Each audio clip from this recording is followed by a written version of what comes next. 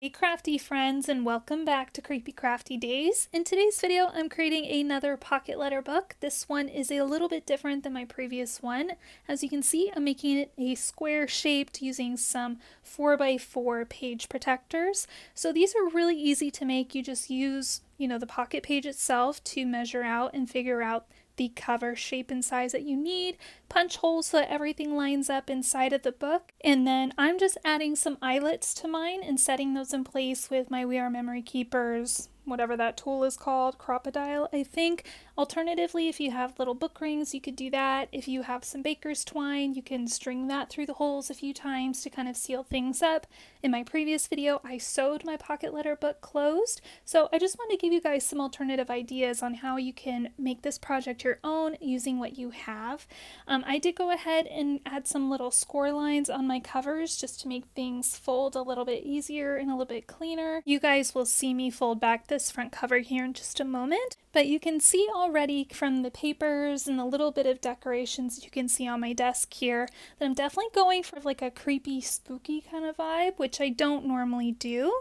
And pretty much all of the supplies here that I'm using, for the most part, the vast majority of them are from the Martha Stewart Halloween line. So I love that. I think that's so fun to challenge yourself to use a very limited amount of things and like kind of a whole little condensed collection. I think it's really fun, and I would challenge you guys to try the same. Now, you may have noticed already that the little cards that are going into these pockets are actually tiny envelopes. So I did have to figure out those dimensions, and I will go ahead and mention them here. So if you have little 2x2 pockets like this and you would like to make your own envelopes, the dimensions that I used for this project are to cut your paper to 3¼ inches square. And then with your We Are Memory Keepers envelope punch board situation, I have both the regular size and the tiny one. I use the tiny one for these. You're going to score and punch at 1 5/8 of an inch, and then just continue making your envelope using those dimensions. Hopefully that will work. If it does not, feel free to adjust.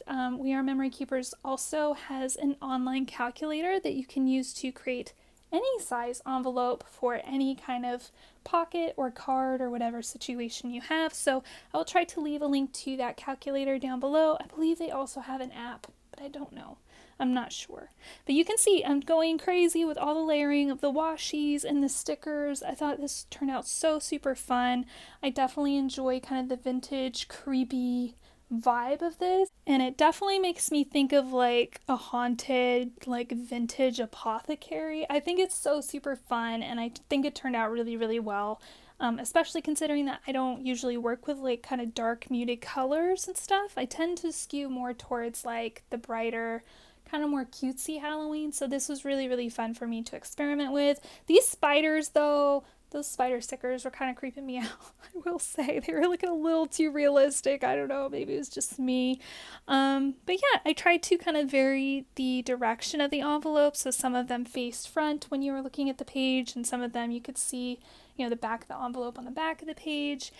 Again, just to vary it up and add some different interests, and then when the person is pulling out the little pockets, it's a little bit more engaging. It's not so like every pocket is exactly the same. So if you can kind of fix things and move things around to adjust it, make it a little bit more interesting, highly, highly recommend. And go ahead and keep adding stickers and just adding all the things. At least that's what I did. I think it turned out well doing that. And at this point, I'm going to go ahead and make my little shaker pockets. So I did leave those pockets open intentionally, so I could do this. However, I would say if you're making shaker pockets in your little pocket letter books, either make the shaker pockets before you bind your book, or do the shaker pockets first before you decorate your cards and stuff. It just got a little bit unwieldy on me, and that's a me mistake, so don't make that same mistake. And doing that, prepping your shakers beforehand, will also prevent you and keep you from having to rip stuff up off of your finished layout things. So just do your shakers first, you guys. It's probably the easiest, best way, and then you could really integrate them a little bit better into your project than I did here. So again, I just put this glittery spider sticker back on the page. The pocket can still be accessed. I did try to keep everything accessible, so that the person can still take out all the little envelopes. These stickers are actually like labels, I think, for Martha Stewart. So I just chose the one that I felt went with the vibes of this project the best. So it says at your own risk. You know, with the whole spooky apothecary thing, the toxic poisons inside, you gotta be careful. People need to know. People need to know that they're in danger.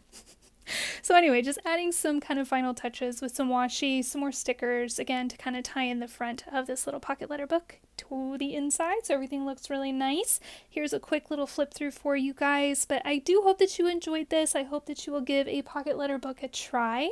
If you do, please make sure to share it over in the Facebook group so we can all see. That is it for today. Thank you guys so much for watching. Happy creepy crafting, and I will see you in my next video.